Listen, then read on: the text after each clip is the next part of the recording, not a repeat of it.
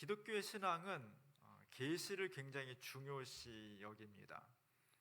기독교의 특색이 몇 가지가 있는데, 기독교는 세상과 인간을 바라볼 때 우리가 스스로 우리를 구원할 수 없다고 생각을 해요. 그러니까 불교하고 기독교하고 큰 차이점은, 불교는 우리 스스로가 각성을 통해서, 깨달음을 통해서 해탈에 이른다, 구원받을 수 있다. 그러니까 인간이 스스로 나를 구원할 수 있는 능력이 있다고 생각하는 것입니다.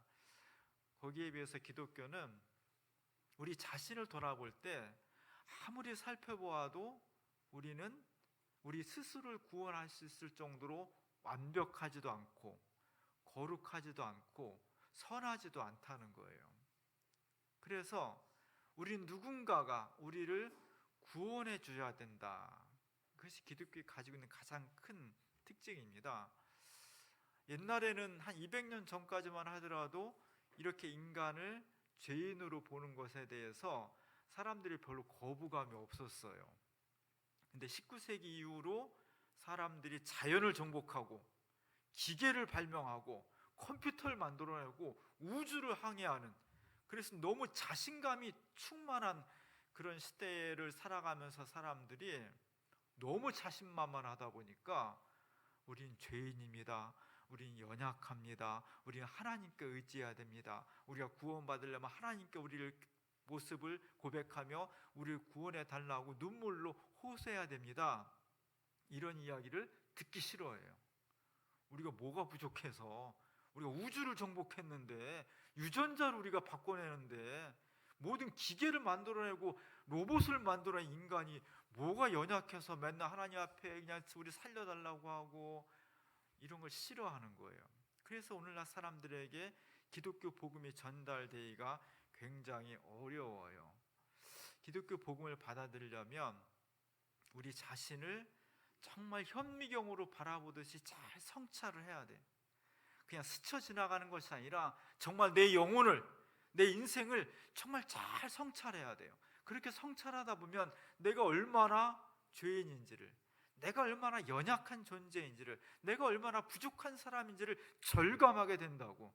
그때 예수 그리스도의 복음이 진짜 행복한 말씀으로 다가올 수가 있습니다. 이것을 기독교는 계시의 종교라고 해요. 그래서 기독교는 계시를 굉장히 중요시합니다. 계시는 뭐냐면, 이렇게 커튼으로 가려져 있던 것을, 커튼을 이렇게 걷어내는 거예요. 싹 걷어내서 안 보이던 것이 보이는 것, 볼 수 있게 되는 것, 그것이 계시입니다. 성경을 보면은 인간의 끊임없는 욕구는 뭐냐면 하나님을 보고 싶은 거예요. 하나님이 저 장막 뒤에 계신데 답답한 거예요.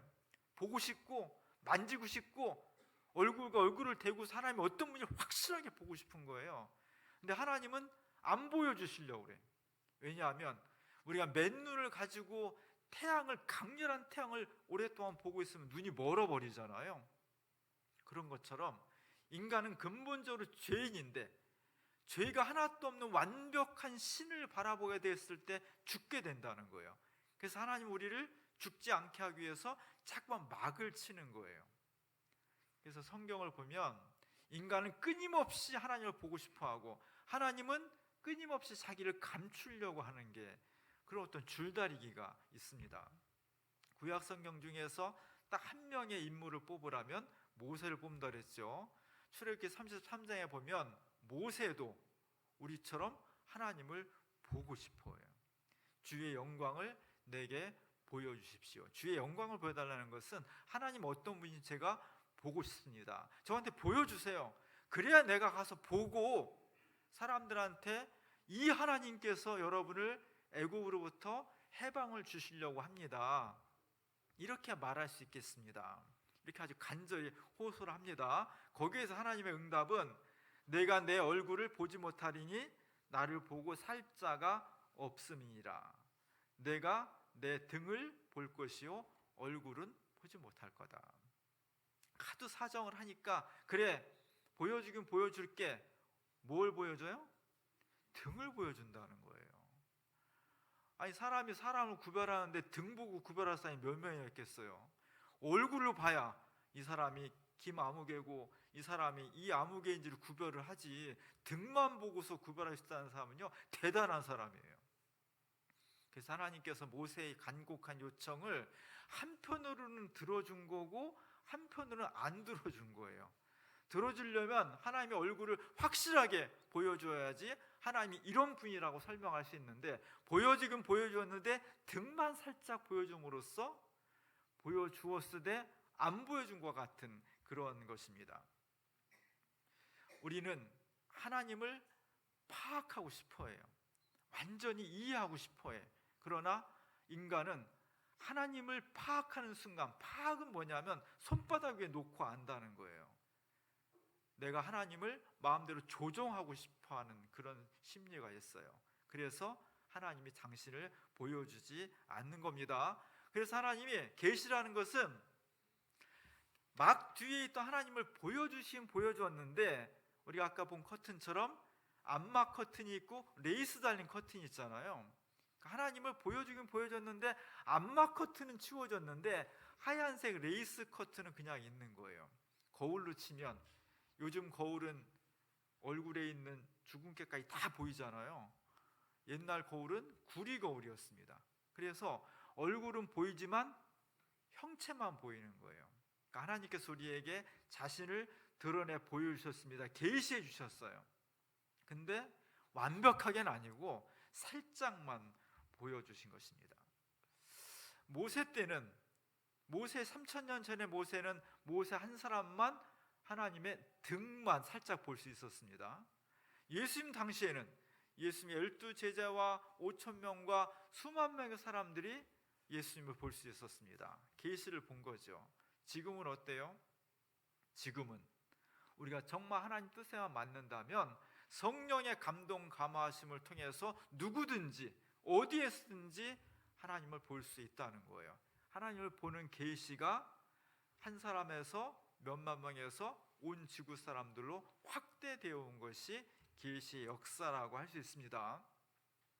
이런 계시가 우리한테 너무나 좋고 소중한 것인데 위험하기도 합니다.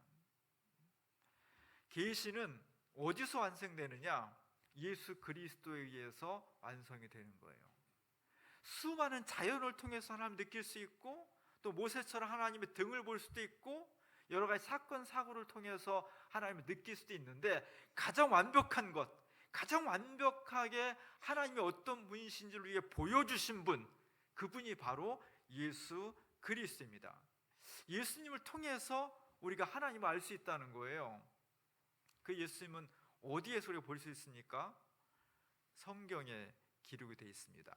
창세기부터 요한계시록이 다 예수님을 조금씩 지시하고 있는데, 그 중에서도 마태, 마가, 누가, 요한이라는 네 가지 복음서에 집중적으로 예수님이 어떤 분이신지를 담고 있어요. 예수님 도대체 누구시냐? 이게 아주 중요해요.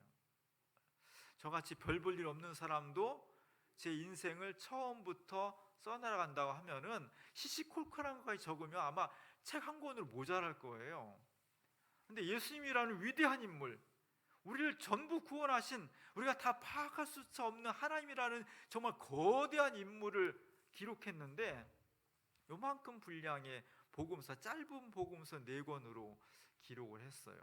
그러다 보니까 예수님에 대해서 완벽하게 알기가 참으로 어려운 거예요. 계시는 보여주면서 감춘 것입니다. 그래서 예수님 당시에도 예수님을 분명히 보았는데, 하나님 완벽하게 계시하신 예수님을 수많은 사람들이 보았는데도 알아보지 못했다는 거예요. 만약에 2000년 전에 예수님이 메시아인 것을, 하나님이 계시하신 것을 다 알아보았다면 예수님을 누가 십자가에 못 박겠어요? 누가 예수님을 비난할 수 있겠습니까? 많은 사람들이 예수님을 따랐지만 더 많은 사람들이 예수님을 알아보지 못했다는 거예요. 그래서 오늘 예수님께서 제자들에게 이런 말씀하신 거예요. 지혜롭고 똑똑하고 잘났다고 생각하는 사람들한테는 눈을 가리셔서 계시를 보이지 않게 하셨습니다. 오히려 어리석고 어린아이 같고 부족하다고 느끼는 사람들한테는 눈을 뜨게 해주셔서 예수님이 진짜 하나님인 것을 알게 해주셨습니다. 그래서 오늘 10장 23절에 보면은 너희가 보는 것을 보는 눈은 복이 있다. 수많은 사람들이 예수님을 보았습니다. 그 예수님이 하나님의 완벽한 계시예요. 예수님만큼 하나님을 완벽하게 보여주신 분이 없어요. 그런데 똑같이 보았는데 수많은 사람들이 예수님을 하나님으로 알아보지 못했다는 겁니다. 그 중에 소수의 사람들, 예수님의 제자 12명을 비롯한 소수의 사람들만이 저분이 정말 하나님이시로구나, 저분이 메시아로구나, 주님의 완벽한 계시로구나, 이렇게 알아봤다는 거예요. 그것을 알아보는 눈이 행복하다는 거예요. 우리가 예수님을 잘 알아봤으면 좋겠습니다. 예수님이 어떤 분이신지를 잘 보았으면 좋겠습니다.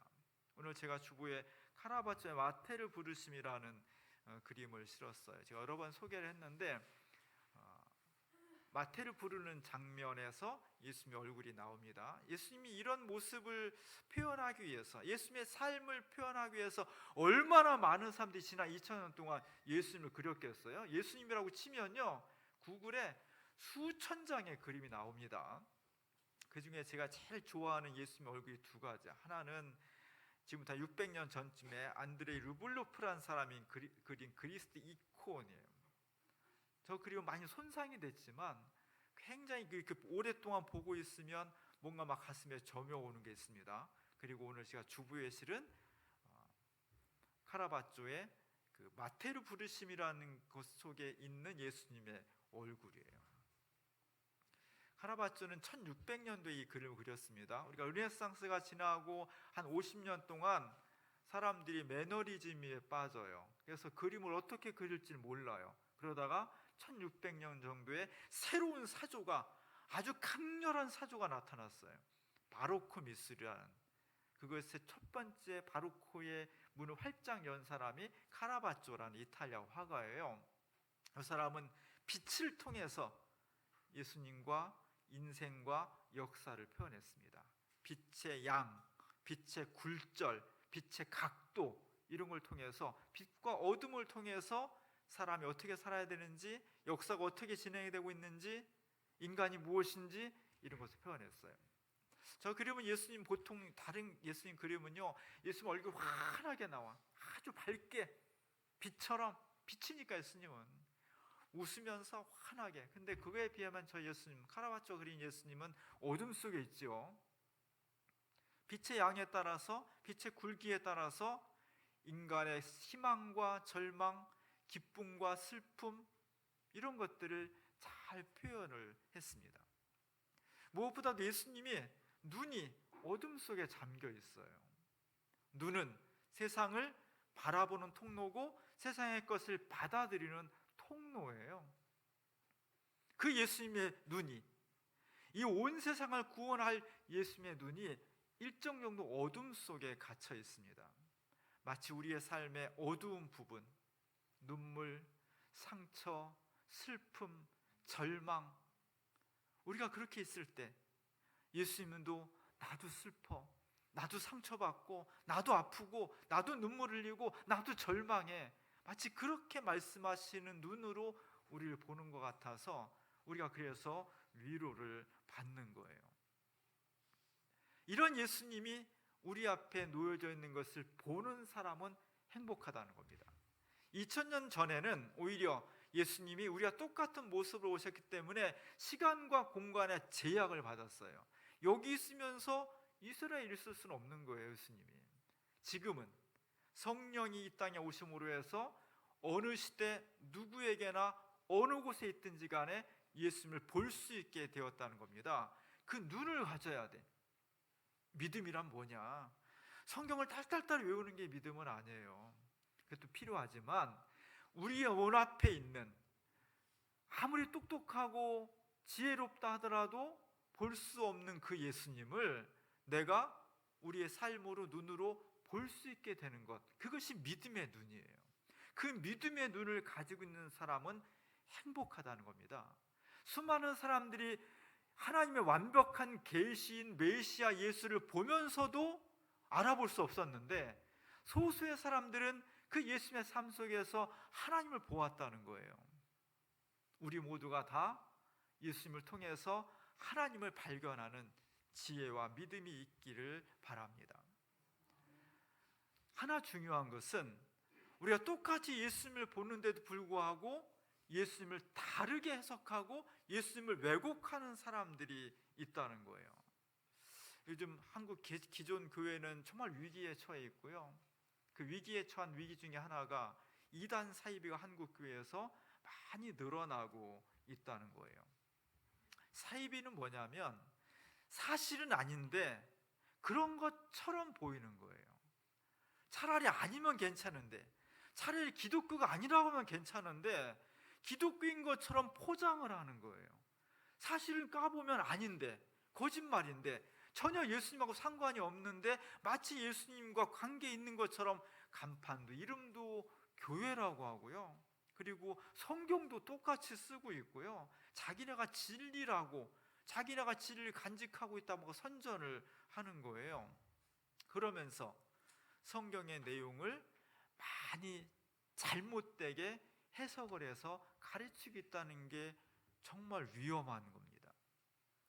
성경은 2000년 전에 쓰여진 거예요. 우리가 전혀 낯선 그리스어로, 코이네라는 아주 하층 계급의 그리스어로 쓰여진 것이기 때문에 지금 우리가 읽을 수가 없어요. 그래서 많은 훈련을 해야 돼. 우리 교단 같은 경우는 설교할 수 있는 권한을 준목이 돼야 설교할 수 있는 권한을 줘요.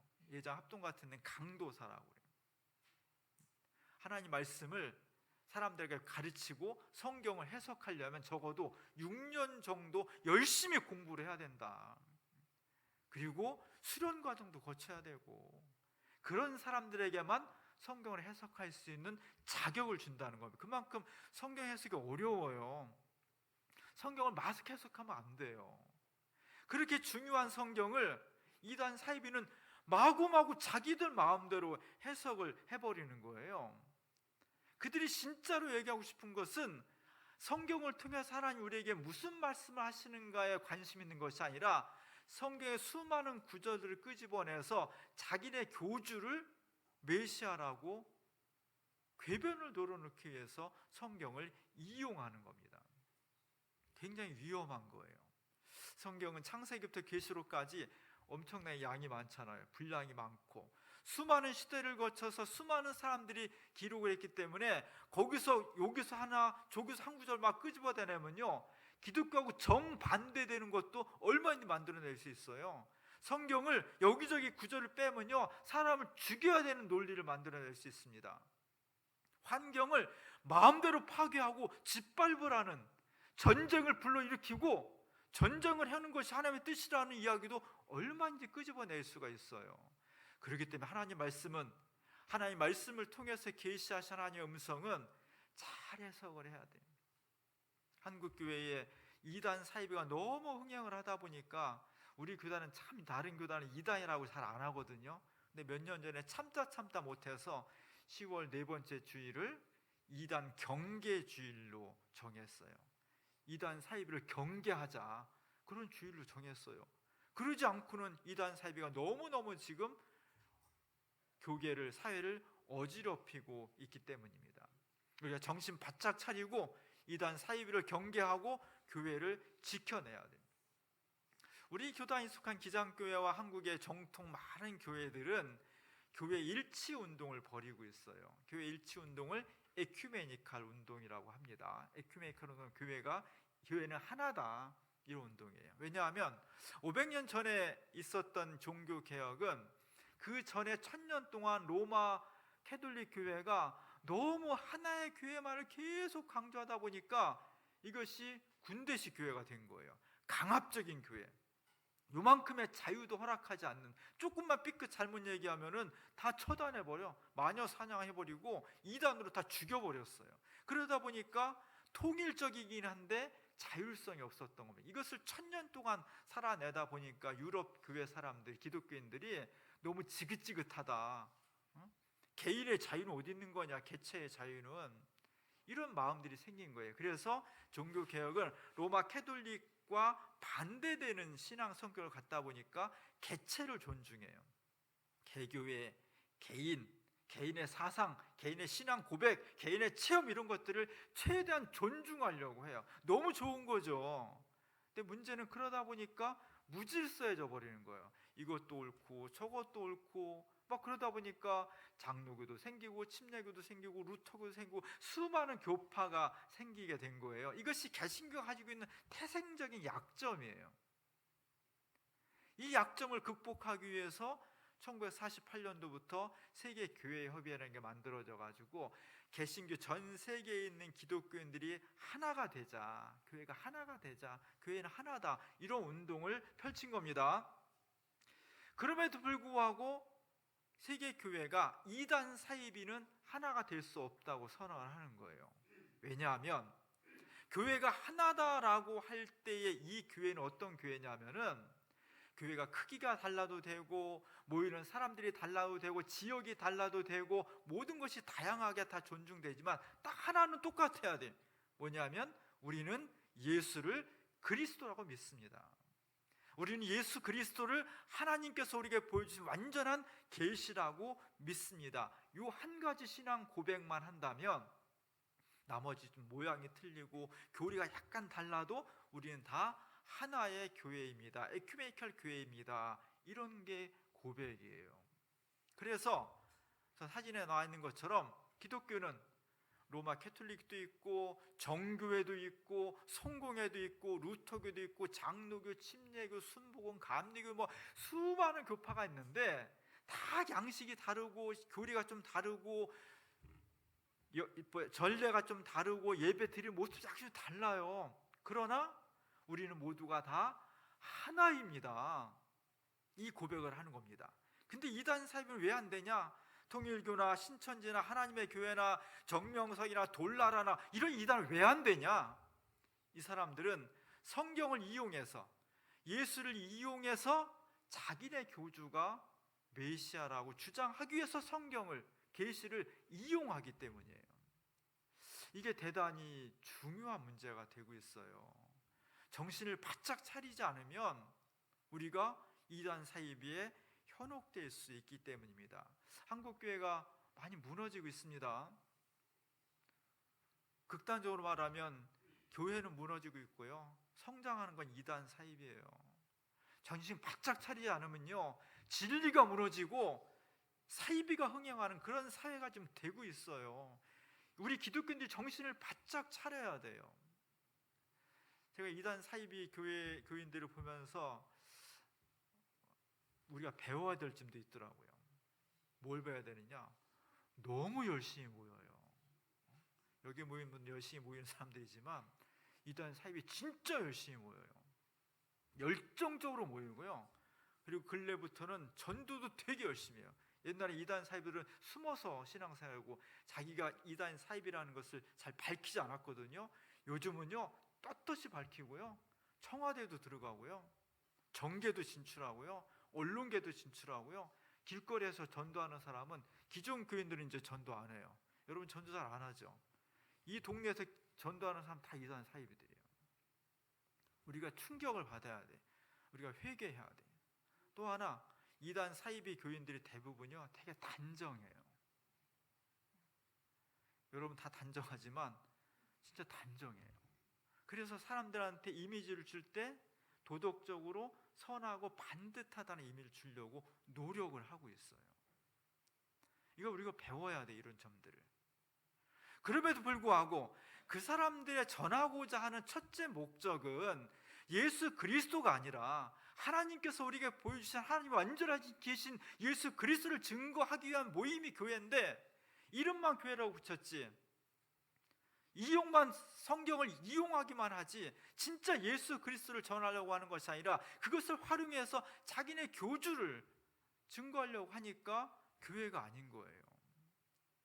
우리가 정말로 정신을 차리고 복음의 핵심인 예수 그리스도를 우리가 믿고 그분을 기다리면서 그분과 함께 생활하려고 노력하는 진정한 신앙이 되어야 됩니다. 우리 교회 안에서 궁금한 것이 있으면 열심히 물어보세요. 이단 사입에 성경 공부한다 혹 빠지지 말고요. 극적으로 미리 짜놓은 연출에 걸려들지 말고요. 교회에서는 성경 공부나 예배나 프로그램에 열심히 참여하고 잘 모르는 것은 물어보고, 그리고 나서 하나님을 발견하고 예수 그리스도를 내 삶으로 체험하기 위해서 최선을 다해 노력할 때, 그때 계시이신 하나님의 완벽한 계시이신 예수 그리스도가 막뒤에 있는 분이 아니라 내 앞에 바짝 나타나시고 그분을 우리가 체험할 수가 있는 것입니다. 그것을 볼 수 있는 눈, 그것을 알 수 있는 신앙인, 그가 행복하다는 겁니다. 오늘 예수님께서 그 메시아를 보는, 하나님의 완전한 계신 예수님을 보는 눈이 행복하다고 했어요. 오늘 우리가 성령 안에서 예수 그리스도를 볼 수 있기 바랍니다. 성령 안에서 예수 그리스도를 느끼고 발견하고 고백할 수 있길 바랍니다. 그 눈이 행복하다고 했습니다. 그 삶이 행복하다고 했습니다. 그리스도를 발견함으로써 진정한 행복에 이를 수 있는 우리 모두가 될 수 있기를 주님의 이름으로 간절히 축원합니다. 기도하겠습니다. 하나님께서 예수님을 통해서 온전히 주님의 모습을 보여주셨습니다. 보고도 보지 못하는 눈, 행복하지 않습니다. 우리에게 성경을 통해서, 성령을 통해서 예수 그리스도를 온전히 보여주셨습니다. 예수님을 통해서 하나님을 온전히 보여주셨습니다. 우리의 기쁨과 감사, 우리의 슬픔과 아픔에 동참하시는 예수 그리스도를 온전히 봄으로써 하나님을 알고 진정한 행복과 구원에 이를 수 있는 하나님의 자녀들 되게 하옵소서. 예수님의 이름으로 간절히 기도합니다.